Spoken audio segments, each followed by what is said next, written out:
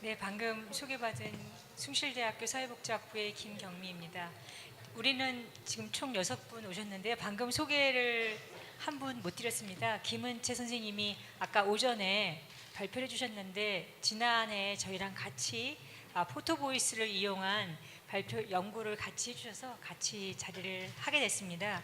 먼저 저희는 이제 1시간 동안 여기 계신 분들은 실제로 이제 화상을 경험한 지 꽤 오랜 시간이 지난 분들이고 그동안 살면서 여러 경험을 하셨던 분들이에요. 그래서 어떻게 그동안 살아오셨는지 본인의 삶의 얘기들을 진솔하게 해주실 겁니다. 그래서 여러분들이 끝나고 조금 질문해 주시면 좋을 것 같고 간단하게 본인들의 소개를 먼저 하도록 하겠습니다. 첫 번째 질문은 당신을 소개해 주세요입니다. 그래서 끝에 계신 분부터 이름하고 여러분 궁금해하실 것 같은데 언제 화상을 경험하게 됐는지 그리고 지금 어떤 일을 하고 계신지 간단하게 말씀해 주시기 바랍니다.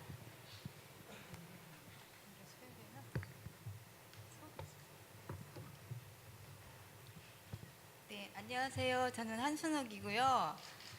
저는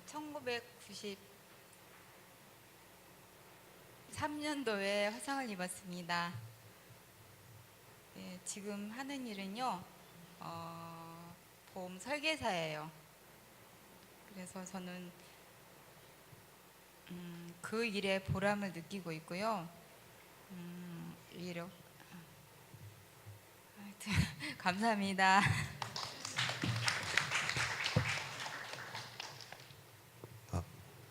네, 안녕하십니까. 저는 오찬일입니다. 나이는 55세고요. 저는 2007년 8월에 화상을 입었고 작년까지 해서 33번째 수술을 마쳤습니다.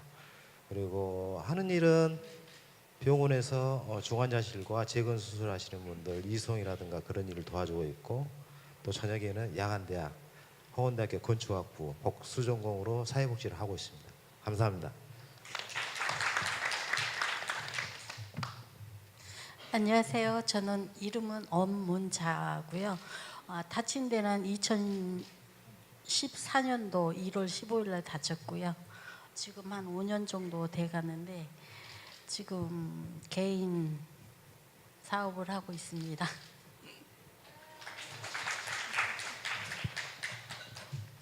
안녕하세요. 김은채입니다.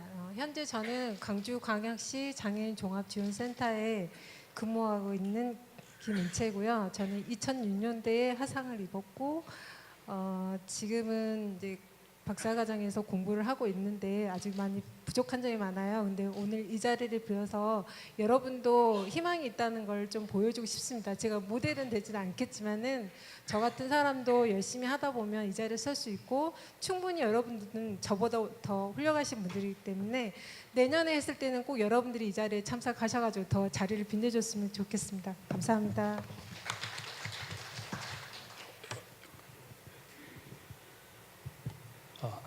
안녕하세요. 제 이름은 김덕원이고요. 저는 여기서 제가 제일 막내인데 2015년 7월 달에 화상을 입었고 지금 하는 일은 2006년부터 개인적으로 질병이 있어요. 복합부위 통증증후군이라고 CRPS라고 그때부터 현재까지 무지개입니다. 한량입니다. 감사합니다. 네, 안녕하세요. 저는 구양미입니다. 올해로 다친 지가 19년째고요. 지금 하고 있는 일은 홀트 복지타운 안에서 합창단원으로 단원으로 지금 일하고 있습니다. 잘 부탁드립니다. 굉장히 잘하시는데 여기 청중들 앞에서 많이 긴장들 하셔갖고 긴장하시고 계십니다. 다시 한번 저희 박수 주시면 조금 긴장이 풀릴 것 같습니다. 네, 지금부터는 서서 말씀하시지 마시고 앉아서 얘기하셔도 될 것 같습니다. 저희가 작년에 그 권익 옹호 프로그램이라고 해서 이제 프로그램을 진행했었는데 그때 했던 질문들을 오늘 다시 하려고 합니다. 첫 번째 질문은 화상 이후에 경험한 것들이 어떤 것인지에 대한 질문입니다. 그래서 화상 이후에 뭐 여러 가지 경험, 아까 이 전 프로그램에서 이 전 시간에 네바시 프로그램에 참여했던 분들이 화상 이후에 경험한 것들에 대해서 뭐 치료 과정 이후에 경험한 것들에 대해서 많이 말씀해 주셨는데 저희 팀에서도 역시 비슷하게 화상 이후에 주로 뭐 어떠한 변화를 경험했는지에 대해서 특히 자기가 여러분들한테 얘기하고 싶은 거에 초점을 맞춰서 조금 말씀을 드리고자 합니다. 먼저 구양미 선생님부터 먼저 얘기할까요? 먼저 그러면 김덕원 선생님부터 먼저 얘기할까요? 네.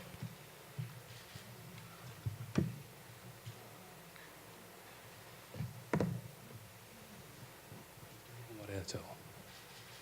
예. 저 같은 경우는 화상 이후에 경험한 일이 무엇이라고 물어보면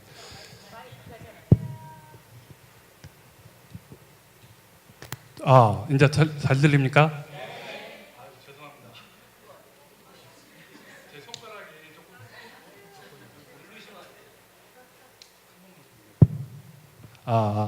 이제 됐네요. 제가 잘못 알았네요. 계속 누르고 있었으니 안 되죠. 저 같은 경우는 2006년도에 원래 지병이 있었다고 하지 않습니까? CRPS라고 복합부위 통증증후군 환자거든요.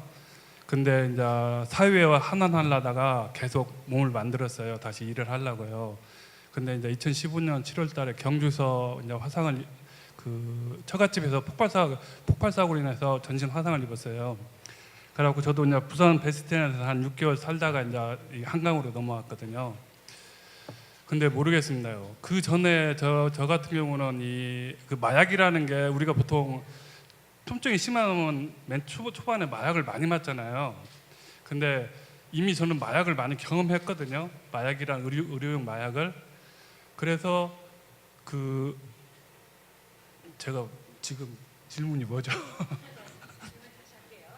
화상 이후에 경험한 것들 중에 여러분하고 특히 공유하고 싶은 얘기. 네네. 그러니까 제가 드리고 싶은 얘기는 보통 우리가 고통을 느끼지 않습니까요? 근데 복합부위 통증증후군도 고통이 굉장히 심해요. 근데 화상 그러니까 보통 사람들이 바람을 스친 정도의 고통이라고 느끼는데 그걸 굉장히 오래 이제 마약을 투여하면은 그 고통이 이제 무뎌지거든요. 그러다가 이제 저 같은 경우는 화상을 입어보니까 이거 화상도 만만치 않더라고요.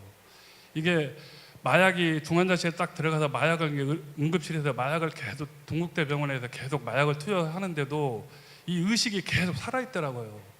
이게 경찰이 와서 왜 사고를 났냐, 왜 났냐 물어보는데도 보통 마약이 들어가면 사람이 의식이 흐릿해지고 말을 이렇게 어버버버 하지 않습니까요? 말을 잘 못하고. 근데 제가 의식이 살아있어갖고 왜 사고 났고 왜 그랬는지 이 얘기를 다 하더라고요, 또요. 근데 막 고통은 몸부림치고. 그래서 그걸 이겨나는데 다시 이제 베스티안 중환자실로 넘어와서 거기서 이제 딱 누워 있는데 모르겠습니다. 잠을 자고 싶다는 게 그렇게 좋은 축복인지 몰랐어요. 평소에 잠자고 싶다는 게. 그 전에도 저 같은 경우는 수면제를 계속 먹었는데 그 전에는 그걸 잘 몰랐거든요. 먹을 당시는. 근데 그 당시는 이게 안 듣더라고요. 잠을 자야 되는데 잠을 잘 수가 없더라고요. 근데 이 몸 안에서 뭐라고 해야 되나요? 이 안에서 느끼는 고통하고 또 밖에서 우리 가죽이 탄 고통이 또 틀리더라고요. 느끼는 감정 위에서. 그러니까 사람들이 고통을 이겨내라고, 보통 사람들은 그 고통을 이겨내라고 하지 않습니까요? 근데 실제로 우리 같이 당한 사람들은 그걸 말로 표현할 수는 없잖아요. 내가 얼마나 고통스러운지를. 그러니까 근데 거기서 중환자실인데 어느 분이 그러더라고. 우리 앞에 계셨던 분 그러더라고요. 시간이 지나가면 해결할 거라고. 근데 저도 그때 당시는 그 말을 이해를 못했어요. 이제 걸을 수도 없겠다고 생각했지만은 이제 와서 생각해 보니까 그 말이 맞더라고요. 시간이 가면 고통은 점점 얕아지고 우리 현실에 적응해 나갈 테고 또 생활을 할 테고 그러다 보니까 저도 여기까지 오게 됐습니다. 예, 모르겠습니다. 여러분들도 저보다 더 심한 고통을 많이 당하신 분도 계시고 저보다 많은 아픔을 갖고 계신 분도 계실 겁니다요.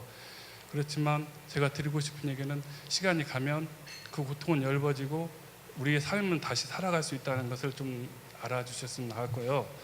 그리고 저 같은 경우는 그 질문이 뭐죠? 죄송합니다. 두 번째 그 밑에 질문이 네, 알겠습니다. 그 병원 생활 일단 그럼 좀 약간 시기적으로 말씀드릴게요.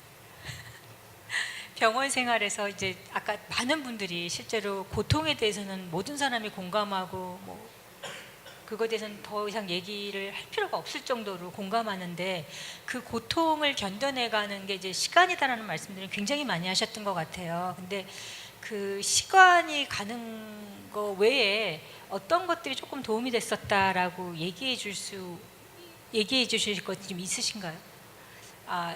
그 업문자 선생님 시간 말고 시간이 가긴 가는데 그 가는 시간 속에 그래서 조금 이게 도움이 됐었다라고 얘기해 주실 수 있는 거 어떤 게 있을까요? 같은 병실에 환자 보호자분들이 계시죠. 그분들이 많이 좋은 말이라든가 뭐 용기를 많이 주었던 것 같은 생각을 많이 하고 있거든요. 그리고 형제들도 그렇고 뭐 일단은 뭐 나한테 좋은 말이라든가 용기 뭐 그런 게 많이 도움이 됐던 것 같아요. 그리고 선생님들이나 뭐 치료사분들이나 뭐 용기를 많이 주고 별다른 다 화상 경험자라면 똑같은 고통이나 이런 거 같이 다 똑같은 고통을 겪었다고 보기 때문에 별다른 얘기 다 알고 있는 얘기이기 때문에 크게 뭐 별다른 얘기는 없는 것 같아요. 혹시 또 오찬일 선생님은 또 추가해 주실 거 있으세요? 고통과 관련돼서 조금 어떤 것들이 도움됐다. 글쎄요, 방금 말씀하신 업무자님은 병원에 거의 한 2년 동안을 누워만 계셨어요. 붕대를 고 일반실에서. 그래서 활동을 안 하시고 수술 끝나고 나올 때마다 울고 계시더라고요. 그래서 나 별명을 울보라겠어요. 그래서 잔소리를 좀 많이 했어요. 그 수술방을 내가 이송하고 저기 했으니까. 그러면서 이분한테 그런 얘기를 했어요. 누워만 있다 보면은 결국은 다 굳으니까 뭔가를 한번 해보라고. 어느 날 갑자기 간병인을 보내고 손뜨개질을 하면서 목도리를 짜고 있는 거예요. 이 손으로. 아시다시피 손 상태가 엄청 안 좋지 않습니까? 밥도 못 해요. 이거는 밥은 사 먹어야 되니까. 그래서 그 목도리를 저를 줄 줄 알았는데 안 주시더라고요. 아무튼 지금은 그렇게 많이 극복하시고 사회활동도 하시고 모임도 자주 나오시고 그러시는데, 저는 그 2007년의 화상 이후에 저도 한 우울증으로 한 2년 반 정도는 고생을 많이 했어요. 아예 들어가서 살아보니까 안 나오자 산속에 들어가려고 했거든요. 딱 하루 만에 나왔어요. 얘들 때문에. 그리고 나서 뭔가를 해보자 해서 어차피 저도 경제적으로 뭔가를 얻어야 되니까 수술도 준비해야 되고 뭐 현장 일부터 시작해서 아르바이트 주유소, 그다음에 심지어는 식당 설거지도 했어요. 그러다 지금은 이제 병원에서 뭐 오전 타임만 일하고 있는데, 그러면서 저는 그 생각을 했어요. 그 우리들 스스로가 자꾸 그 나약한 모습만 보이지 말고 우리도 잘할 수 있다는 걸 보여줘야 되잖아요. 왜 자꾸 숨으려고 하고 내 몸을 감출 수는 없잖아요. 제가 처음 반팔 반바지를 입고 신촌에서 지하철 2호선을 타는데 귀가하는 중에 어떤 여성분이 제 옆에 앉았어요. 저쪽 이쪽 팔보다는 이쪽 팔이 심하니까. 상당히 오래전 얘기인데 갑자기 제 팔을 보더니 맞은편 빈자로 싹 가시더라고. 여름인데.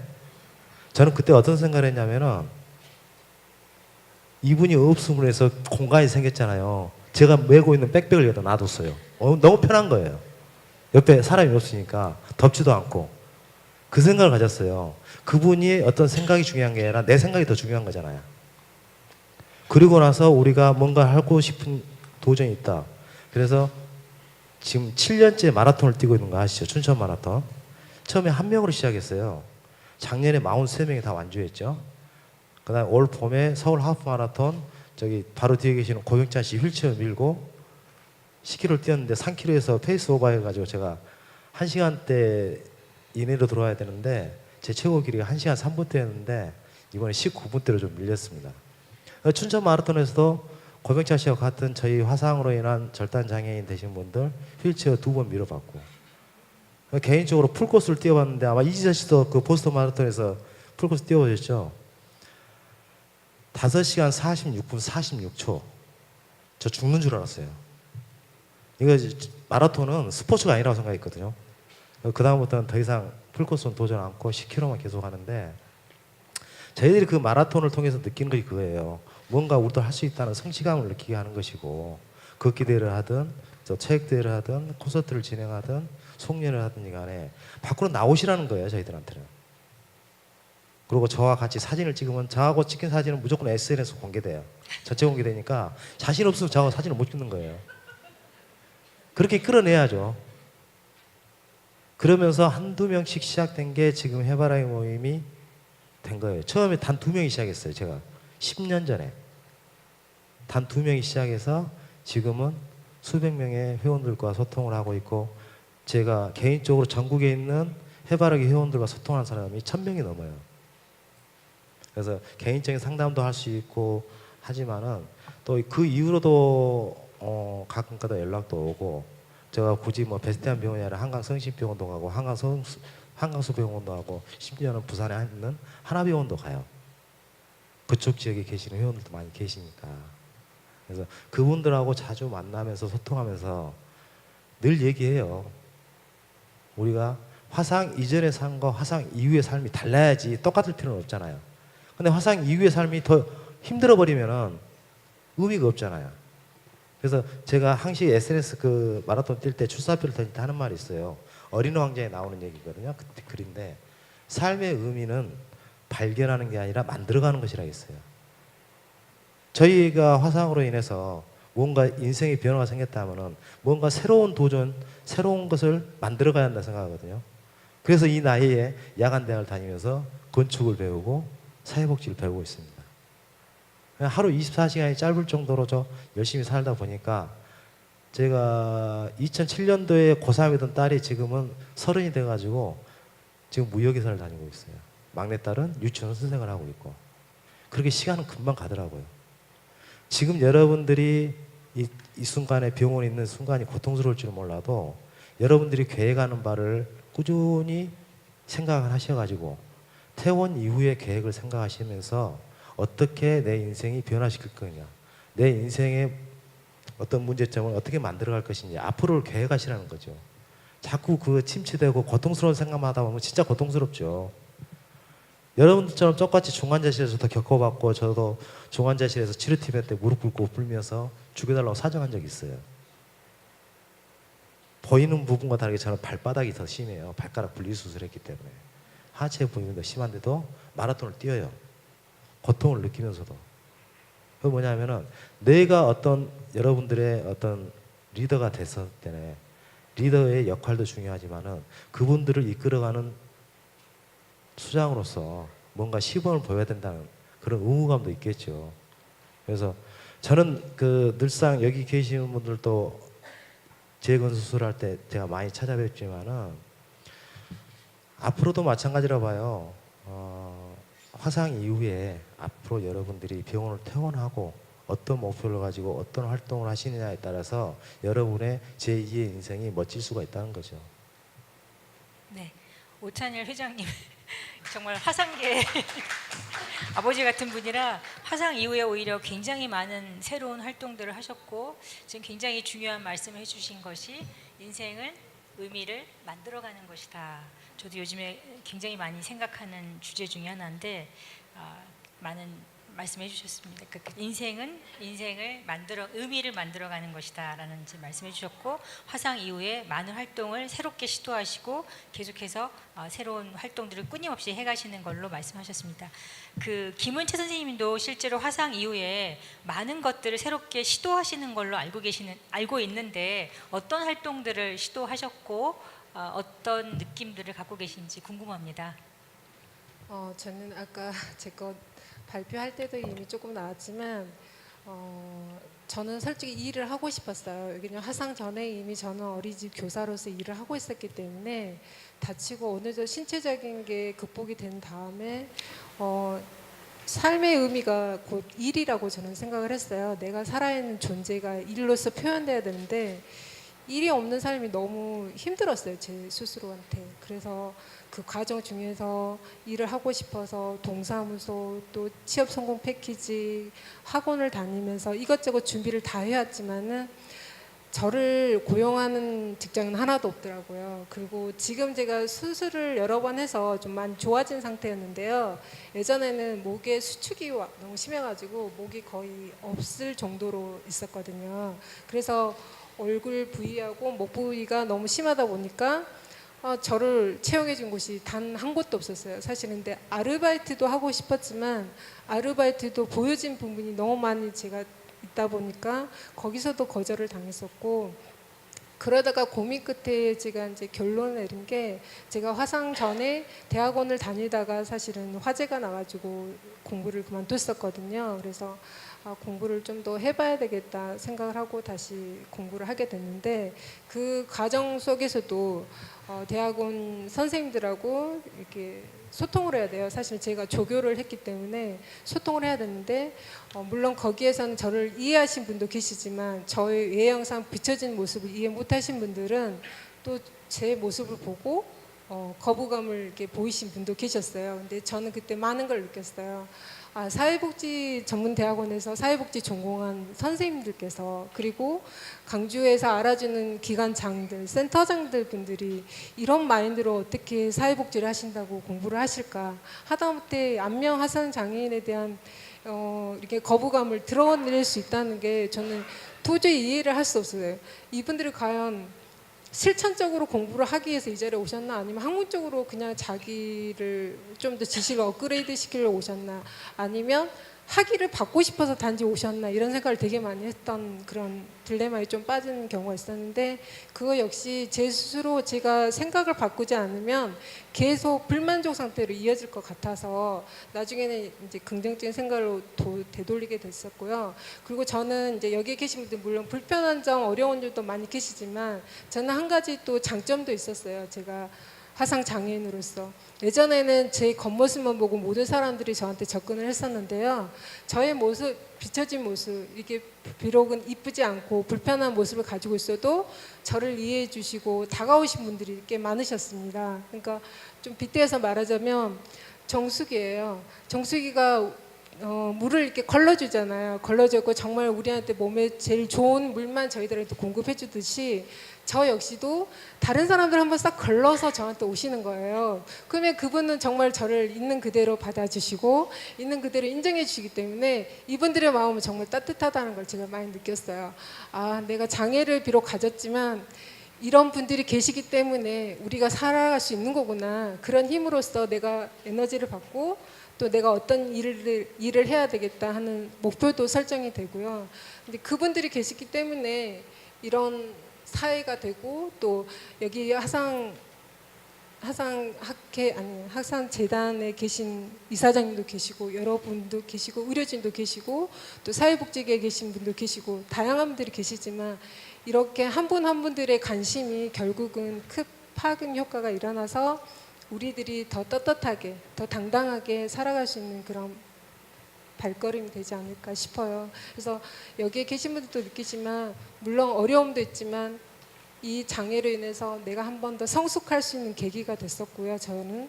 그리고 또 신체적인 어려움은 잠깐인 것 같아요. 근데 심리적인 어려움은 좀 풀어줘야 될 그런 부분들이 있는데, 그런 분들이 계셔서 제가 마음이 더 따뜻해지면서 사회 복귀를 할 수 있었고 또 내 목표를 설정할 수 있었고 또 이 자리에 또 있지 않을까 싶어요.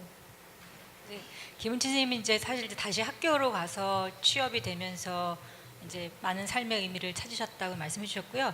제가 예전에 김은채 선생님하고 인터뷰하면서 조금 인상 깊었던 거는 같이 사는 반려견이 굉장히 큰 도움이 됐다고 말씀을 해주셨습니다. 네, 다음으로는 그러면은 한순옥 선생님께서는 어떤 것들을 경험하셨는지 얘기를 듣도록 하겠습니다. 네, 저는요 화상 입기 전에는 하나님을 몰랐거든요. 근데 화상 입고 나서 첫 번째가 하나님을 만났어요. 만나고 나서 제가 살아 있다는 게 감사하던 걸 알았거든요. 제가 살아 있으니까 가족도 있고 다 모든 게 있다는 거를 화상 입고 나서 예수님 만나고 그거를 알았어요. 그러니까 그래서 제가 살아있는 게 얼마나 감사하고, 그리고 화상 입기 전에도 열심히 밤 한 3시간 4시간밖에 잠을 못 자고 저희 시어머니가 한바식당을 하셔서 그거를 도와주니라고 그랬거든요. 근데 너무 삶이 공고했는데 딱 하나님이 가스로 사고를 딱 해서 그다음에 1급 지체 장애 딱 만들어 놓고 하나님 저를 불러서 지금은 아니에요. 실질적으로 지금 1급 지체 장애자인데, 아니 하나님이 완벽하게 고쳐주셨거든요. 불편한 건 아직도 많이 있지만, 그래서 마음이 오히려 평화로워졌고, 그리고 제가 이런 몸이지만 또 누군가를 제가 다 그 고통, 마음이든 뭐 육체적이든 뭐 경제적이든 다 겪게 하고 나서 내가 쟤를 통해서 그들을 또 만나게 해주더라고요. 제가 그래서 제가 겪었던 거를 이겨냈잖아요. 그들에게 또 똑같이 제가 다가가서 도움을 줄 수 있게 저를 밖으로 끌어냈어요. 그리고 지금 현재는 보험 DB 손해보험이란 손해보험 거기 보험회사를 다니는데, 거기서도 많은 분들을 만나거든요. 근데 그래서 제가 저는 지금 이렇게 화상으로 정말 이게 좋은 것이 같이 따라다니지만 오히려 그분들에게 이런 모습이 중요한 게 아니고 오히려 더 감사할 수 있는 그런 환경으로 그들에게 그게 육체적이고 보이는 게 중요한 게 아니다. 근데 내가 살아있는 어떤 모습이든 살아있는 게 더 감사하고 더 소중하고 가치 있는 일이지. 그러니까 절대로 낙심하지 말고 분명히 이제 지금은 이렇지만 더 좋은 일이 있을 거라 그들에게 이렇게 자꾸 이제 다가가고, 또 한 가지는 제가 또 뭘 도전했냐면은, 저는 미술 심리학 그 상담사 그 자격증을 2달 전에 또 딱 취득을 했거든요. 그래서 마음을 치료해 줄 수 있는 그런 이제 또 심리 그 상담사 역할을 좀 해드리고 싶어서 자꾸 도전을 하고 있어요. 그러니까 여러분들도 지금 이 모습이 아니라 정말 여기 와서 제가 그래도 저는 이렇게 하고 있지만 우물안 개구리 같이 그냥 저는 그랬지만 여기 와서 많은 도움을 또 받았고요.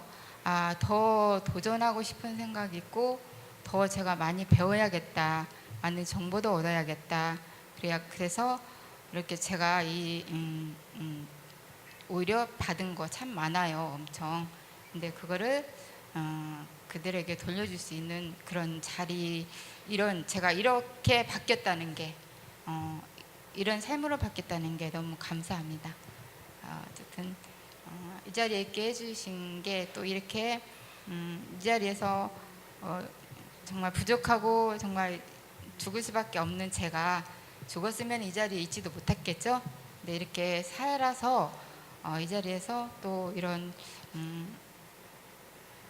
말을 할 수 있게 할 수 있는 이 자리에 있게 된 것에 정말 감사드리고요. 하여튼 저는 최선을 다해서 열심히 살 겁니다. 감사합니다. 예, 한수정 스님은 실제로 화상 이후에 하나님을 만나서 어떤 영적인 성장을 이루었다는 말씀을 하셨고, 지금도 끊임없이 도전하는 삶을 사신다라는 말씀을 해주셨습니다. 구양미 선생님은 어떠한 새로운 경험들을 하셨나요? 저는 지금 하고 있는 일이 합창단의 단원으로 지금 하고 있어요. 화상을 입었지만 나도 할 수 있다라는 거를 많은 사람들 앞에서 서고 싶어서 합창단을 하게 되었고, 저는 그런 걸로 오히려 항상 긍정적이게 생각하고 있어요. 아, 구양미 선생님은 실제로 노래를 굉장히 잘하시거든요. 혹시 거의 천상의 목소리를 가지셨는데 너무 놀라운 건 한 번도 노래 교육을 받아본 적이 없대요. 학교를 다니면서. 한번 한 수준.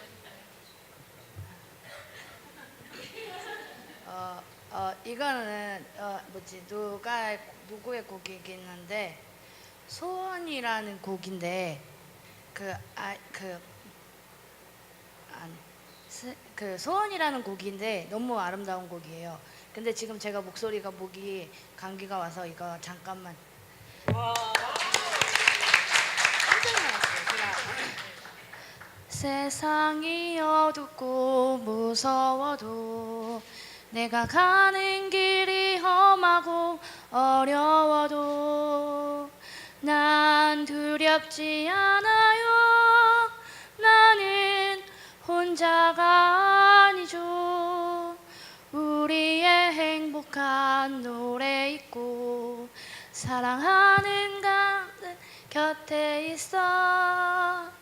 내가 지쳐 멈추고 싶을 때 언제나 난 곁에 있어. 죄송합니다. 이렇게 즉석에서 부탁을 드렸는데 노래해 주셔서 다시 한번 감사드립니다. 네, 그래서 구양미 선생님 같은 경우는 실제로 노래를 교육을 받아본 적이 한 번도 없었는데 최근에 이제 홀트에서 하는 합창단에 들어가서 평창에서 노래를 부를 뻔했는데 부르지 못했는데 상당히 노래를 잘하고 또 지금도 즐겁게 노래를 하고 계십니다. 지금까지 이제 여기 계신 6분의 연사들이 화상을 경험한 이후에 새롭게 시도한 것들에 대해서 다양하게 말씀해 주셨고 지금은 이제 다시 한번 또 이런 질문을 좀 드리고 싶습니다. 지금 현재 혹은 이제 화상을 경험한 이후에 나를 행복하게 만들었던 건 어떤 것들이 있었는지 김덕인 선생님부터 조금 말씀을 부탁드리고자 합니다.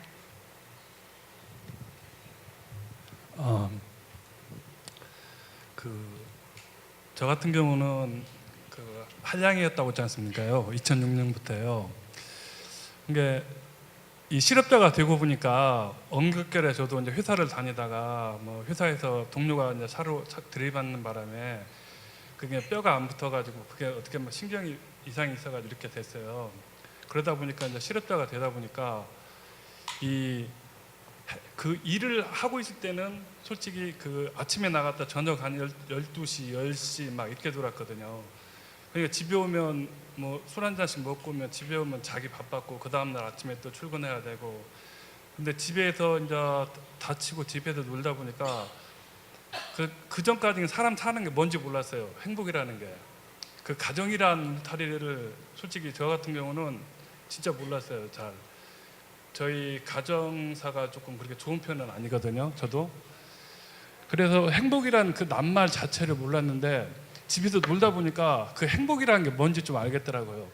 애가 자라는 게 보이고 그 애가 자라는 게 하루 틀리고 이틀 틀리고 틀리는 게 그 눈에 보이더라고요. 그게 보이면서 사람 사는 게 우리 그 와이프가 하는 얘기가 있거든요. 사람 사는 게 별거 아니다고. 로또에 당첨돼서 돈이 많아도 그 사람이 그걸 행복을 못 느끼는 거나 우리같이 돈이 없어도 지금 행복하는 게 훨씬 더 낫다. 저한테 맨날 그 얘기를 하거든요. 저 같은 경우는 매일 일주일마다 로또를 사요. 하루 거기에 희망을 품고 살긴 사는데 우리 애기만 그래요. 우리 와이프는 돈이 없어도 마음이 편한 데가 지금같이 없었다고. 그리고 저 이제 화상 입고 딱 병원에 실려갔는데 저 같은 경우는 살다 보니까 인생에 희노애락이 많았었어요. 이렇게 여러 가지 사건 사고가 뭐 뺑소니도 당해갖고 한 3개월 입원했었고 막 그러다 보니까 딱 병원에 실려 있는데 우리 애기 엄마가 그러더라고요. 우리 와이프가요. 별거 아니다고. 어차피 살았고 어차피 또 살 거니까 상관하지 말자고. 그래서 저 같은 경우는 그랬습니다. 먼 인물에도 내가 행복한 걸 느낄 수 있는 거. 아직 저는 어느 TV에서 이런 얘기가 나왔지 않습니까? 이번에요. 자기 인생에서 진짜 기똥찬 일을 한 가지는 해야 된다고. 근데 저는 지금 제 기억에는 그런 게 없거든요. 그러니까 저도 그런 일을 한 가지를 만들어 보고 싶고, 저는 화상 입고 난 후에 우리 가정적으로는 힘들지만은 더 행복해졌고 더 단란해졌어요. 서로가 더 이해를 할 수 있는 환경이 됐고 그렇습니다. 감사합니다. 김정희 선생님은 이제 화상 이후에 오히려 가족이 더 단단해졌다. 그리고 그것이 나를 행복해하는 것이다라고 말씀해 주셨습니다. 그러면 엄문자 선생님은 지금 현재 나를 행복하게 만드는 것은 무엇입니까? 다치기 전에는 활동이 좀 활발했었어요. 다치기 전에 여름에는 수상스키 탔고 겨울에는 스노키 타고 뭐 산악회 뭐 제주도 한라산까지 올라갔다 오고 그 정도로 저기 했을 때 그때는 행복하다라는 걸 못 느꼈고 당연하고 내가 자신만만하고 이제 그런 게 있었는데 다치고 난 뒤에는 사실상 자존감이 없고 용기라는 자체가 아예 없고 나한테는 이제 인생이 이제 끝났다라는 생각밖에 없었는데 한 가지 이제 뭐 상처도 났고 퇴원이라는 것도 상상을 못했었는데 걷는다는 자체도 상상을 못했었는데 한 가지 이게 되네 이런 느낌을 받을 때마다 행복감을 느꼈지만 저는 제가 다행인 게 태어나기 전부터 해바라기라는 자주 모임을 많이 나가면서 이제 어둠 속으로 들어가지를 않았기 때문에 빨리 사회생활을 일찍 해가지고 지금 이 자리까지 왔다고 생각을 하는데 태어나기 직전까지만 해도 진짜 내 손으로 밥을 먹을 수가 없었어요. 힘이 들어가지를 않아서. 근데 아까도 얘기하셨듯이 갑자기 병원에서 퇴원을 하라 그러더라고요. 장기 입원 환자는 퇴원했다 다시 입원하라라는 그런 법적인 그게 있어가지고 하루 퇴원했다가 그날 다시 입원하라 그래갖고 동생네 집으로 일단 퇴원을 했는데 갑자기 뜨개질 생각이 나가지고 뜨개질 방에 가서 실을 사고 바늘을 사서 목도리를 떴는데 다치기 전에는 겨울이면은 조끼를 열 몇 개씩 뜨고 그랬었거든요. 근데 그게 내가 할 수 있는 일이고 당연한 거라고 생각했었는데 처음에 그 실을 사가지고 뜨개질하는데 도대체 단 한 코도 뜰 수가 없는 거였어요. 근데 며칠을 다시 풀렀다 다시 뜨고 다시 풀렀다 다시 뜨고 하다 보니까 되네. 그러면서 자꾸 한 가지 하면서 행복감을 느끼기 시작했고 자존감도 많이 생기고 지금은 뭐 이제 뭐 10km 뭐 마라톤도 뛰고 자전 모임도 하고 바로 사업장으로 뛰어들어서 뭐 현실 생활을 하다 보면 제일 먼저 손이 제일 많이 가는 게 생활인데 저는 제일 심한 게 손가락이다 보니까 단 하나 바닥에 떨어진 것도 주울 수도 없는 상황이었어요. 그래가지고 직장 생활이라는 건 아예 상상도 못 했었거든요. 그래가지고 저는 다행인 게 보험에서 보상을 좀 받은 게 있어서 PC방이라는 사업장을 제가 직접 운영을 하게 돼서 밖으로 빨리 이제 병원 밖의 생활을 처음에는 몰랐고 하루하루 그냥 치료 고통에 살다가 행복이라는 자체를 아예 잊어버리고 살았다가 나도 퇴원이라는 걸 할 수 있구나 한 가지씩 이루어질 때마다 행복감도 느꼈고 지금은 그냥 마음적으로 뭐 100% 다치기 전보다는 아니겠지만 충분히 이 상태에서 행복감을 느끼고 산다고 자부심 갖고 있거든요. 감사합니다. 네. 그러면 오찬유 선생님은 지금 현재 오찬유 선생님 행복하게 하는 걸 어떤 거라고 말씀하실 수 있습니까? 저에게는 당연히 두 딸이라는 그 가족이 있기 때문에 그 가족의 응원을 많이 받고 있고 또 형제는 또 많지만은 부모님도 그렇고 또 그러면서 또 저는 이렇게 또 새로운 가족을 또 많이 만나요. 뇌병변 장애인 그 가치이룸센터 고문으로 일하면서 뇌종양 환우 모임 교모세포종 뇌암 말기 환자들과 또 소통을 하고 또 서울 장애인 권익문제연구소와 여기 이 근처에 바로 옆에가 이룸센터죠. 이룸센터에서 저희들 화상에 대한 소수 장애인들의 권익 보호라든가 그다음에 산정특례 제도의 개선점이라든가 그런 것을 건강보험관리공단하고 심평원하고 해서 이렇게 매년 주관해서 그런 활동도 많이 하는데 제가 매일매일 만나는 사람들이 저희 가족이고 새로운 사람이고 저희들이 늘 새롭게 하는 게 자체가 새로운 도전이고 아름답다고 생각하거든요. 앞으로도 계속 그렇게 할 겁니다. 감사합니다. 오찬현 쌤은 이제 화상 경험자를 넘어서 다른 장애인들과 연대해서 이제 장애인들이 살기 좋은 세상을 만드는 일에 많은 기여를 하고 계십니다. 그러면 혹시 여기 계신 분들 중에 여기 앉아 계신 분들 중에 여기 나와 있는 연사들한테 질문하고 싶으신 게 있으시면 질문의 시간을 좀 갖고 계속 토크 콘서트를 이어나가도록 하겠습니다. 혹시 뭐 궁금하신 점이나 뭐 있으십니까 혹시? 없으세요? 질문 없어요? 질문이 있어요. 네. 누구한테 오찬현 쌤한테? 네.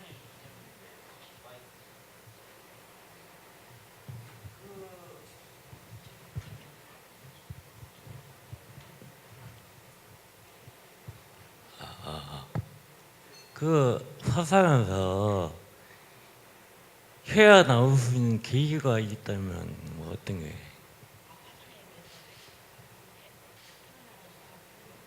다시 한번 화상에 대해서. 화상을 극복하기 위해 헤쳐나갈 계기 있잖아요. 헤쳐나가는 계기가 있다면. 제가 한번 다시 질문할게요. 2년 동안 아까 우울증 때문에 못 나오신다고 그랬는데 그거를 나오게 된 계기가 있었는지 어떤 거였는지. 살고 싶었어요. 네? 살고 싶었어요. 살고 싶어서.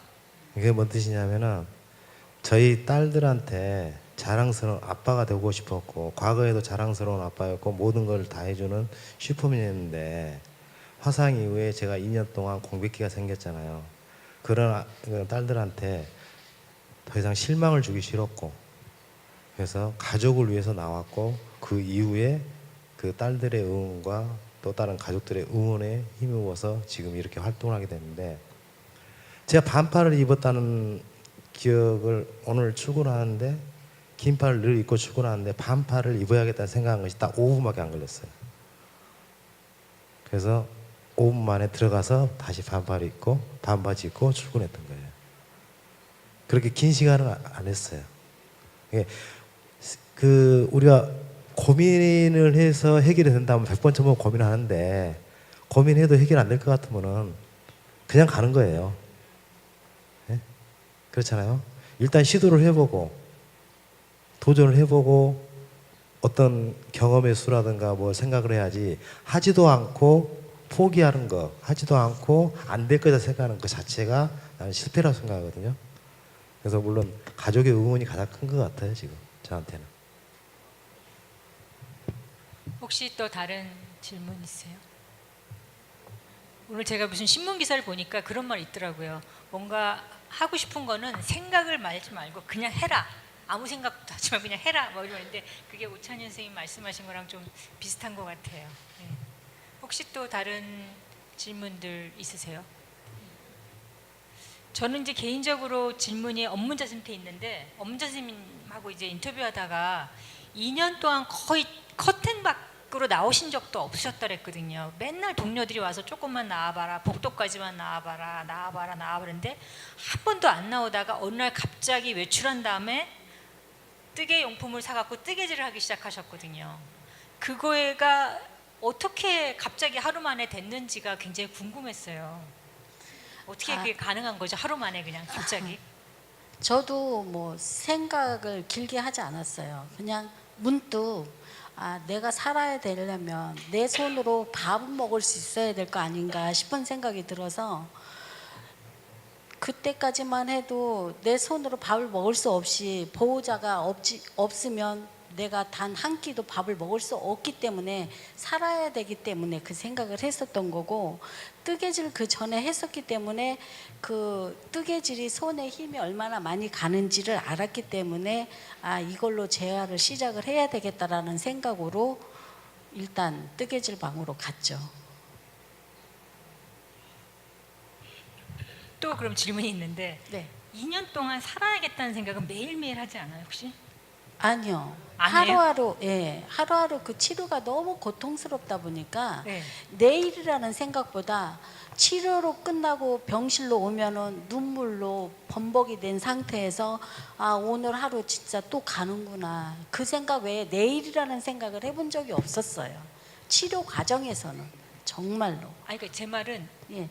살아야겠다. 아까 살아야겠다라는 말씀했잖아요. 예. 그 생각을 매일매일 하지 않냐고요. 안 했어요, 솔직히. 병원에 있을 때는 안 했어요. 근데 퇴원하기 직전에 오니까 그 생각이 문득 드는 거예요. 만약에 내가 지금 50이 중반인데 나이가 애들 어렸을 때 헤어져 갖고 혼자 살고 있는 상황이거든요. 근데 만약에 내가 내 손가락으로 밥을 못 먹으면 옆에 보호자나 간병인이 있어야 되는데 그게 현실적으로 안 맞더라고요.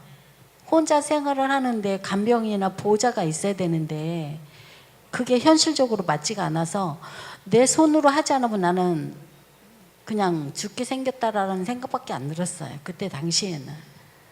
퇴원 가까이 오니까 그런 생각이 들었고, 아, 나도 퇴원이라는 걸 할 수 있겠구나. 그런 생각을 했기 때문에 이제 살아야 되겠다라는 생각을 했고, 퇴원하기 전에는 아, 나도 퇴원을 해서 일반적인 사람들처럼 생활을 해야 되겠다라는 생각을 해본 적이 없었어요. 그때 당시에는.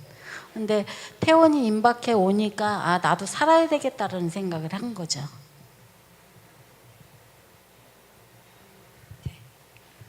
이제 이해가 됐습니다. 혹시 질문. 네. 지금 마이크 갖다 주시면 질문 받도록 하겠습니다.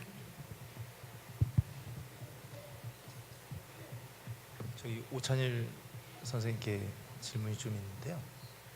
그 제가 알기로는 이제 해바라기 카페도 운영을 하시고 이제 이렇게 아까 말씀하셨듯이 이제 많은 분들하고 교류를 하시고 또 수술도 많이 하시면서 이제 그런 화상 환자들에 대한 고충이라든지 뭐 이런 것도 많이 알고 계실 거라고 생각을 하고 있습니다. 그래서 이제 저희들이 아까 그 발표자가 말씀하셨듯이 이제 그런 저희 화상 환자들의 장애에 대한 지원이라든지 뭐 외국하고 틀리게 이제 복지라든지 이런 게 잘 저희 나라는 인식도 그렇고 잘 진행이 되고 있지 않는 것 같아서 혹시 이제 그런 카페라든지 이런 모임들을 통해서 한 목소리를 내서 뭐 이렇게 제도 개선이라든지 뭐 이런 거를 진행을 하고 계시는 게 혹시 있는지. 네, 있습니다. 있어서 저희가 뭐 이렇게 그거에 뭐 제가 몇 명은 안 되겠지만 그런 걸 좀 이렇게 저희가 힘을 보탤 수 있든지 뭐 이런 걸 어디를 들어가면 알 수 있는지 그게 좀 궁금합니다. 저희들이 그 매년 그 대학생 동아리 모임과 함께 매년 진행하는 사업이 있었는데 3년 전에 그 카톨릭 대학교 이네트스 동아리 모임과 해서 화합 프로젝트를 했는데 그 2년의 마무리를 작년에 이 재단과 같이 한번 마무리를 했는데 그때 만든 게 바로 화상 장애인 그 해바라기 협동조합이었어요.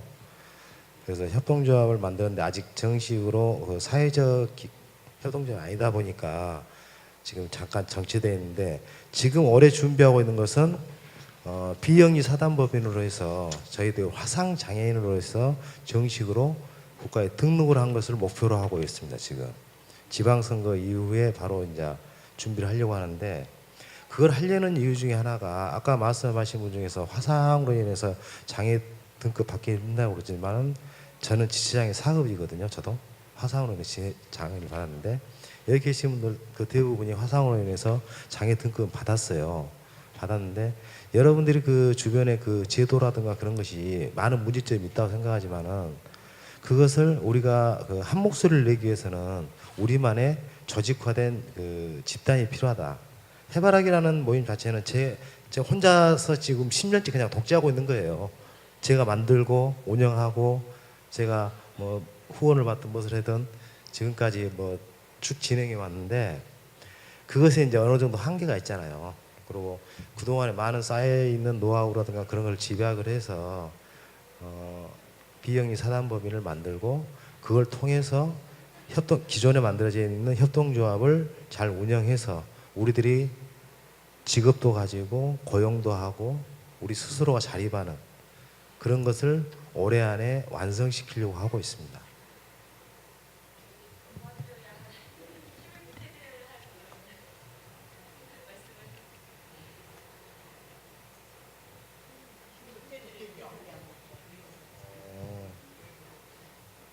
그게 사실상 그 작업을 하는데 제가 4개월 동안 휴직을 하고 1월 달부터 4월 말까지 휴직하고 전국에 있는 회원들을 만나러 다녔어요. 심지어는 본의 아니게 여러 가지 이유로 인해서 교도소에 계신 분도 2분 만나고 왔는데 이게 쉽지는 않아요. 쉽지는 않은 게 아직까지 화상이라는 표현도 안 맞고 화상을 경험했다는 사람들 어떤 용어로 쓸지도 표현이 안 맞고 그렇다고 해서 우리가 뭐 장애 등급이 있고 화상의 흉터는 있는데 우리는 생존의 문제는 아니잖아 실은. 화상으로 우리가 죽을 병 걸린 거 아니니까 흉터의 문제지.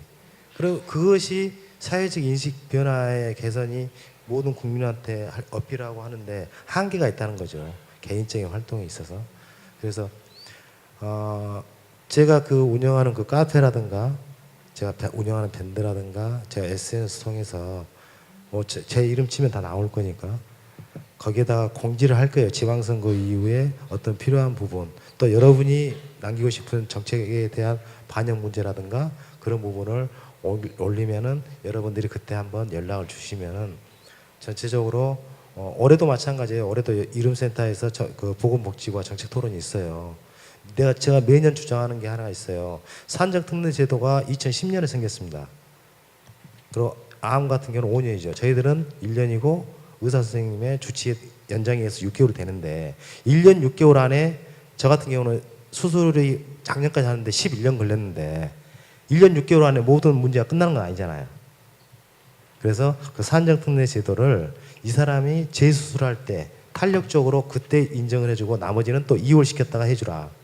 그러다 보면은 여러분이 계속 꾸준히 재활 받고 수술하는데 4년이 넘을 수도 있고 5년이 넘을 수도 있는데 그때까지 그 4년 특례 기간을 연장해서 계속 갈 수가 있잖아요. 예? 1년 6개월 그냥 내가 치료를 안 받고 수술 안 받더라도 1년 6개월 지나가 버려요. 그럼 그 이후로는 제도가 없어지는 거예요. 그것을 탄력적으로 운영해 주라. 작년에도 했는데 올해도 마찬가지로 하겠지만은 아무리 제가 의견을 내도 우리 같은 소수 특히나 관심이 안 가져요. 그때뿐이에요. 그래서 좀 조직적으로 지금 뇌종양 환우 모임 같은 경우에서도 실질적으로 그 심평원이나 보건복지부나 또 심지어는 보험회사 앞에서 피켓 시위도 해요. 그 여러 가지 의료비 지원 때문에 하는데 그렇게 행동으로 하는 것도 있지만은 그것을 우리 해바라기라는 조직이 벌써 생긴 지는 20년이 넘었어요. 제가 운영한 것은 10년째지만은 이것을 정상적으로 내 개인적인 조직이 아닌 정상적으로 운영진과 조직화된 비영리 사단법인을 가지고 우리의 목소리를 제대로 대변한다 하면은 그때부터는 또 뭔가 장애인 단체로 돼 있기 때문에 또 국가에서 뭔가 또 호응이 오겠죠, 당연히. 일반 내 개인의 움직임과 전체적인 조직화되는 움직임이 다르니까요. 그래서 올해는 그걸 목표로 하고 있고 그것이 금방 되는 것은 아니죠. 그래서 시간이 걸리겠지만은 제가 카페나 밴드를 통해서 반드시 공유를 하겠습니다. 그때 힘 좀 실어 주십시오. 네, 혹시 또 다른 질문 있으신가요? 네, 질문이 없으시면 저희 6명의 앞으로 이렇게 듣고 끝내도록 하겠습니다. 제 옆에 있는 구양무 선생님부터. 저는 올해는 지금 계획은 없고 내년부터 돈 지금 많이 모아서 그 성악을 더 배우려고 지금 모으고 있어요. 내년에는 더 성악 전공 열심히 할 거예요.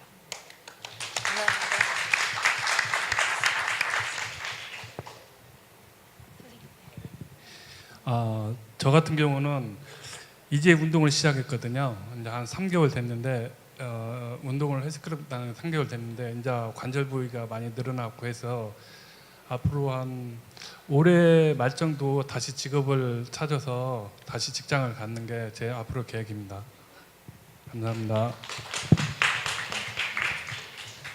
저는 여기 오찬일 회장님도 계시지만 앞으로 화상 장애인들이 사회의 한 구성원으로서 자기 역할을 할 수 있게끔 그 디딤돌 역할을 좀 해보고 싶습니다. 물론 지금도 사단법인에 있는 장애인 종합지원센터에서 일을 하고 있지만 제가 화상 장애인으로서 겪었던 그 어려움과 또 취업, 자립, 여러 가지 경제적인 어려움까지 다 겪었기 때문에 얼마나 힘들다는 거 저 역시 뼈저리 느껴서 앞으로 미래의 화상 환자가 되실 분들을 위해서 좀 더 저희보다 더 잘된 서비스를 받고 잘된 제도 안에서 지체 장애인 못지않게 저희도 복지 혜택을 받으면서 살 수 있게끔 그런 역할을 하고 싶으니까 여기에 계신 여러분들도 오찬일 회장님을 비롯해서 모두 힘을 실어서 저희가 꼭 장애 유형으로 16개 유형에 꼭 포함될 수 있게끔 지금 15개잖아요. 화상 장애인 16개 이게 저의 목표이고요. 이게 언제 될지는 모르겠지만 한 분 한 분이 힘을 실어준다면 머지않아 꼭 이루어질 거라고 저는 생각합니다. 감사합니다. 저는 지금 하는 일 그냥 열심히 하고 지금 오찬일 회장님 해바라기 그 잦은 모임에 열심히 활동할 것이고 마라톤 있으면 마라톤도 나갈 것이고 여기서 더 나빠지지 않고 활동 열심히 하면서 살아가는 게 그냥 제 계획이고 뭐 큰 욕심 없이 그냥 평범하게 살아가는 게 제 욕심이에요. 그리고 한 가지 회장님 왜 목도리를 안 받으셨다고 그러는 거예요? 제가 분명히 겨울에 선물을 해드렸는데 그때 태어날 때든 목도리를 안 받고 그 이후로 겨울에 진짜 주셨어요. 근데 너무 더워가지고 근데 진짜 애용했습니다. 애용했어요. 저도 이제 올해 잘 제가 목표하는 바와 여러분들과 꼭 이루는 게 목표고요. 여러분들도 마찬가지였지만 저도 2007년에 모든 걸 다 잃었습니다. 더 이상 떨어질 곳이 없었습니다. 생계의 문제도 생겼고 그래서 그 시간 이후로 내가 이루고자 하고 내가 도전했던 것은 다 새로운 도전이었고 해바라기 역사였어요. 더 이상 떨어질 곳이 없었기 때문에 지금도 저는 조그만 온룸에 살고 있지만은 내가 이루는 우리 해바라기가 하는 모든 것은 다 새로운 도전이 되고 앞으로의 화상 환자들이 또 생긴다고 했을 때 거기에 그 사람들의 길잡이가 될 수 있는 것이 바로 우리 해바라기 역할이라고 생각하기 때문에 올해는 꼭 이루고자 하는 목표를 이루고 싶습니다. 그리고 개인적으로 제가 한번 소개시켜 주고 싶은 분이 있는데 여기 지금 미국서도 오셨고 대만서도 오셨지만은 실은 여기 일본서 오신 분이 계세요. 제일 교포이신데 어릴 적 화상으로 18번 수술하시고 지금 2년 전부터 백혈병을 투병 중이세요. 그분이 작년에도 그 4월달에 왔는데 올해도 이 모임과 그 기대를 참석하기 위해서 일본서 휴가내를 오셨어요. 지금 김영희 씨를 꼭 소개시켜주세요.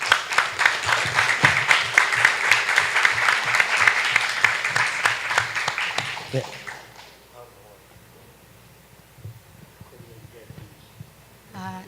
저는요 협동조합 여기 이게 사실은 추진을 했었던 게 잘 안 됐었거든요. 근데 저도 여기에 이 여기 협동조합에 여기 일터 저는 지금 다른 직업을 가지고 있지만 솔직히 화상 입은 우리 화상 경험자들이 일터가 중요하잖아요. 필요하잖아요. 저도 어디 가서 일할 수가 없어요. 사실 일을 하고 싶은데 근데 보험은 영업이잖아요. 그래서 그거는 할 수가 있어서 그 보험 설계사가 됐는데요. 저희 남편하고 저하고 몇 분이 바리스타 교육을 받았어요. 그 화상협동조합 거기 바리스타 처음에 개최했을 텐데 그게 잘 안 됐어요. 네, 이번에는 협동조합이 잘 돼서 이제 여러분들이 진짜 여기 화상 우리 경험자들이 많이 협력해 주셔야 돼요. 혼자는 회장이 혼자 절대 안 되거든요. 네, 그게 안 돼서 이번에 다시 회장님 중심으로 이렇게 또 하는데 많이 협력을 해주셔서 이게 잘 돼서 저희 다른 데서는 이렇게 아까 말씀했지만 암보다 무서운 게 화상이거든요. 다른 질병들은 그렇지만 화상은 일단은 저는 그렇게 생각해요. 우리 처음에 그 저 주치인 김경식 그 베티안 이사장님도 제일 무서운 게 암보다 무서운 게 화상이다 했거든. 암은 죽든지 살든지 하는데 이 화상은 그리고 암은 이렇게 겉으로 없잖아요. 어디 가서 거부는 안 당하잖아요. 일을 할 수는 있잖아요. 근데 화상인들은 일을 할 수가 없어요. 다 거부고 심지어는 한세만자 취급도 하고 예를 들어서 저번에 작년인가 업무자 씨랑 저랑 또 소미 씨랑 이렇게 세 분이 지하철에 탄 적이 있어요. 근데 장애인 쪽에 앉았어요. 근데 자리가 두 좌석이 이쪽에 업무자 씨하고 소미 씨하고는 다른 좌석에 있고 저는 이쪽에 따로 앉았어요. 근데 저쪽에 업무자 씨랑 계신 쪽에 있던 아버지 분하고 아드님이 보니까 장애인 같이 지적으로 장애인 것 같더라고요. 근데 그쪽에서 딱 이쪽으로 저 있는 쪽으로 오시더니 하는 말이 무섭다고, 문둥병 환자라고 무섭다고. 당신 아드님도 정신적인 장애들하고 보니까 그러면서 아들한테 무섭다고 그러면서 저 옆에 앉더라고요. 그래서 제가 저분들이요? 그렇지 않아요. 화상 입었어요. 화상 입어서 그랬고 그리고 한샘 환자들도 그분들도 무서운 사람 아니에요. 전혀 안 돼요.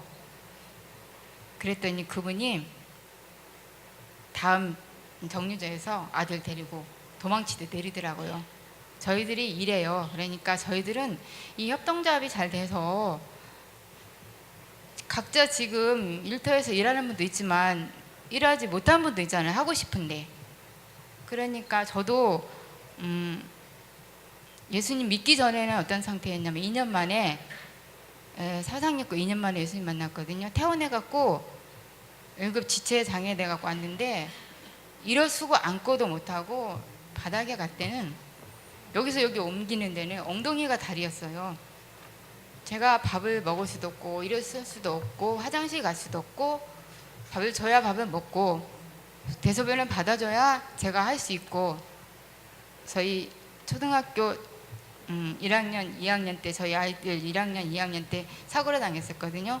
근데 그 아이들이 이제 2년 후에니까 이제 몇 년, 3학년, 4학년 됐나? 아들이 학교 갔다 와서 대소변을 다 받아내고 밥을 먹여주고 그랬어요. 그렇게 했다가 이렇게 이제 예수님 만나서 제가 그 전에는 잠을 못 잤어요. 저는 약을 아까 마약 드신다 그것도 안 들었어요. 저는 아예 그러니까 안 준 거예요. 나를 24시간 잠을 잘 수가 없었고 그거 잠깐 놔줬는데 딱 2시간 자고 딱 깼어서 그래서 사는 게 너무 이제 살았는데 치료받을 때는 살고 싶다 그랬는데 치료받고 집에 퇴원해갖고 딱 누워있는데 다시 어떻게 하면 죽을까? 어떻게 하면 편하게 죽을까? 다시 죽을 생각을 계속 하고 있었어요. 그러다가 예수님 만나고 신경과 약을 먹었었는데 한 1년 정도 저 전도할머니 그러더라고. 한 1년 정도 되니까 3개월 되니까 다리가 이렇게 되고 뭐 6개월 되니까 좀 이렇게 되고 1년 되니까 이제 제가 이런 수고 안고 했다 그러더라고요. 그래서 아이들이 학교를 어떻게 가는지 뭐 그냥 저는 잠자고 싶다. 이 자는 게 소원이다 그것밖에 없었어요. 퇴원해갖고 집에 있었는데 그리고 나서 예수님 만나고 이렇게 제가 활동도 하고 지금 제가 손 사실 어떻게 이렇게 달려 있긴 한데 불편하고 그런 건 있어요 지금. 근데 제가 최선을 다해서 이번에 협동조합 작년 처음에 개최한다 그래서 이렇게 의회장님 좋은 취지를 했을 때 저희 남편하고 적극적으로 해서 배우러 다녔거든요. 그러니까 그런데 그게 잘 안 됐어요. 근데 이번에는 그게 잘 돼서 저희 같이 이렇게 화상인들이 일터를 좀 만들어줬으면 좋겠어요. 갖고 혼자는 안 돼요. 다 협력을 좀 해주셔서 같이 함께 살아갔으면 좋겠습니다. 네. 감사합니다. 네. 저희 6분들의 앞으로의 계획에 대해서 잘 들었고요. 지난해 저희가 이제 6분이 만난 이유가 옹호 프로그램에 이제 포토보이스 방법으로 했던 건데요. 그때 만든 동영상을 보면서 저희 토크 콘서트를 이제 끝내도록 하겠습니다. 이 동영상은 실제로 화상장 이제 뭐라고 지금 사실 뭐라고 명명하기가 굉장히 어려운데 화상 생존자, 화상 경험자, 화상 장애인 여러 이름으로 명명할 수 있는데 화상 경험자에 대한 어떤 인식 개선 동영상이라고 보시면 될 것 같습니다.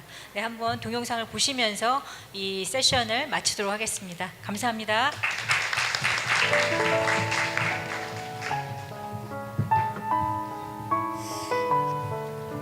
이거는요, 제가 피부 이식을 한 건데요. 피부가 다 죽어서 다시 재수술을 했어요. 그러니까 말도 못하지, 먹지도 못하지, 말하면 안 되지. 그래서 하지 말라고, 막 말 걸지 말라고. 자꾸 막 사람들이 말을 걸면서 왜 말 안 하냐 그러니까 차라리 그냥 이렇게 딱 써놓은 거죠.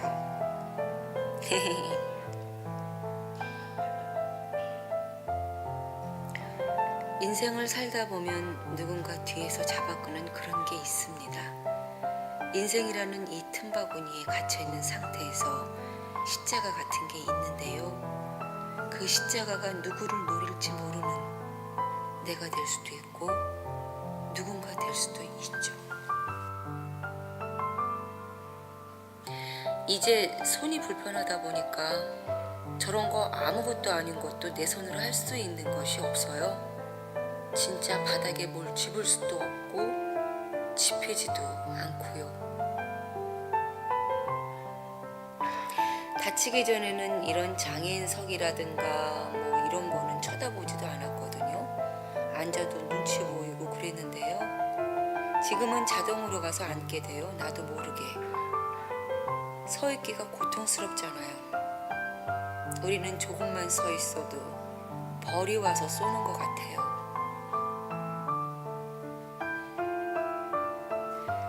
제가 사고 난 이후로 처음으로 바닥을 보고 사진을 찍었어요. 제 발을요. 제 발이 아무 말 없이 하염없이 뛰어주고 제 건강을 유지시켜주는 그 소중한 존재인 거를 제가 사고 후에 알았던 것 같아요.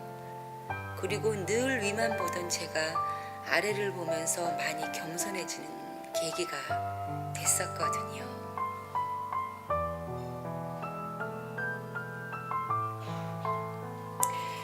여기 갔을 때는 이상하게 몸은 힘들었는데요. 그러면서도 재밌게 갔다 온 것 같아요. 여기 사진을 보니까 저는 저 사진이 왜 우리 그러잖아요. 어둠 속에 희망이 있다고. 피닉스 소사이어티를 갔다 왔는데 화상 경험자들을 위한 캠페인 같은 게 너무 부러운 거예요. 그리고 저기 소방관 분들이 일일이 저희 화상 경험자들한테 악수를 해줘요. 이분들도 저희를 존중해 준다는 느낌? 제가 받았던 것은 저런 문화들을 우리가 어떻게 끌어와서 해야 할까 하는 숙제를 조금 많이 가져온 기분이었답니다. 장애인들이 일반인과 같이 할 수 있는 자리가 가장 큰 의미입니다. 12명, 그 다음에 17명, 그 다음에는 21명, 그러다가 올해는 43명이 참가했습니다. 화상을 입은 지 얼마 안 된 사람들이나 아직 그 뭔가를 극복하지 못하셔서 대중 앞에 못 나오는 그런 분들이 거기서는 아주 자유롭게 뛸 수 있었습니다. 이제 명찰이 딱 나오는데 제가 제일 부러웠던 게 은행 직원이든 어딜 가든 다 저걸 차고 다니잖아요. 나도 저거 딱 차서 저런 거 해보고 싶어. 드라마에서 나오는 것처럼. 근데 저걸 명찰을 받았는데 너무 기분이 좋더라고요.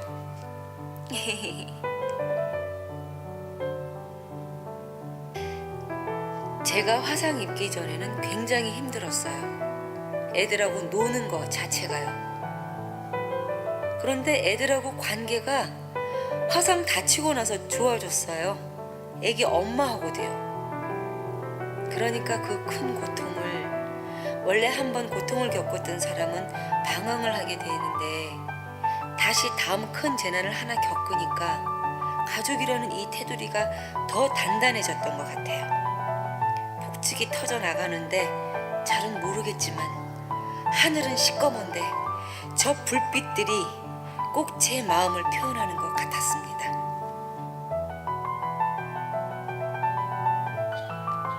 이 딸들이 나한테는 가장 큰 보물이고 재산이고 나의 큰 행복이고, 이지선 씨는 치료할 때마다 찬양을 들었대요. 그러면서 나는 안 아프다, 나는 안 아프다 하면서 그런 내용이 있었거든요. 그래서 저는요, 이분을 항상 제 롤모델로 뽑았습니다. 이 다리 하나는 제가 자신이 있었거든요. 한번 애기 엄마하고 운동을 하는데, 걷기 운동을 하는데요, 따라갔다가 한 2, 3일은 진짜 혼났습니다. 이 관절 마디하고 여기 지금 이게 떡살 나와 있죠? 여기 왔을 때요, 맨 처음에 이 자체도 못 움직였거든요. 로봇이 돼 있어가지고요. 이거는 바느질하는 겁니다. 바늘귀만 꿰는데 30분 걸립니다. 이야, 할 수 있구나. 도전한다는 게요, 마라톤부터 해가지고 도전한다는 자체가 기분이 좋더라고요. 우리는 다 도전이죠. 퇴원에서부터 버스 타는 거, 그런 거부터 시작해가지고 전철 타는 거 등등등입니다. 이번 여름에 쏘카 빌려가지고 운전 한번 해봤습니다. 강원도 갔다 왔습니다. 걱정은 조금 했었는데요, 잘 다녀왔습니다. 제가 복지카드를 받으면서 장애인이 됐거든요. 그 전 삶과 그 후의 삶이 달라진 시점이고요. 그래서 저는 복지카드가 저희 제2의 인생을 대변해주는, 그리고 현재 제 자신을 대변해주는 그런 사진입니다. 제 장애는 힘든 게 아니라고 다들 그렇게 말씀하세요. 왜 그러냐면, 선생님 절단됐어? 뭐 어디가 어떻게 됐어?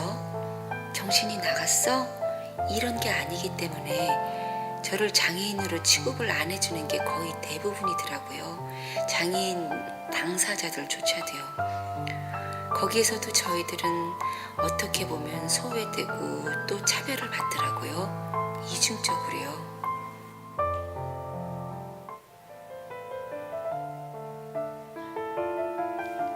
돈이 많이 들어가잖아요. 한번 하면요. 모든 것이 돈이죠.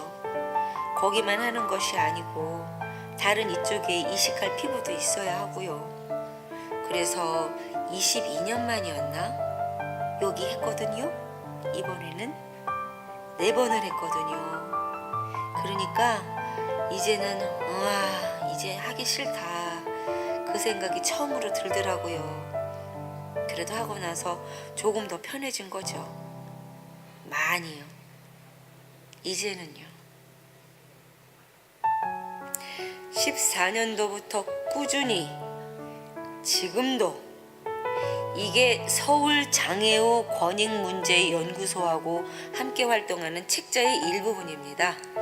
소수 장애인의 사회권을 노래하다라는 제목으로 해서 일주일 넘게 했죠.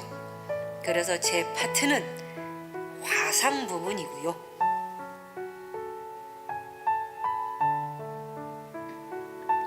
우리는 피부가 아프잖아요. 누군가 피부를 이렇게 조금 주면 빨리 회복이 돼서 빨리 건강하잖아요. 장애가 될 것도 안 되고요. 근데 피부가 없잖아요. 그래서 저는 화상이니까 인체 조직 여기에 참여하게 된 것이랍니다. 제가 진짜 당황한 것은 저는 아무것도 아니라는 걸 제가 많이 느꼈거든요. 진짜 거기 갔더니 코도 여기 아예 없고요. 눈도 아예 없어요, 한쪽이. 팔도 아예 없고.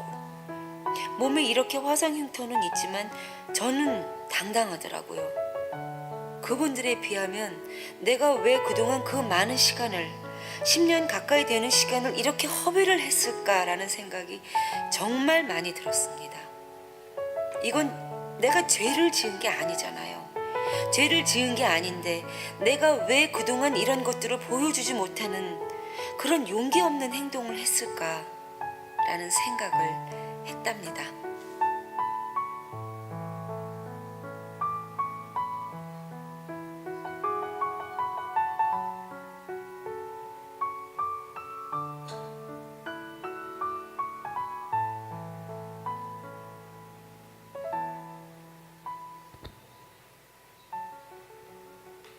네, 여러분 박수 부탁드리겠습니다.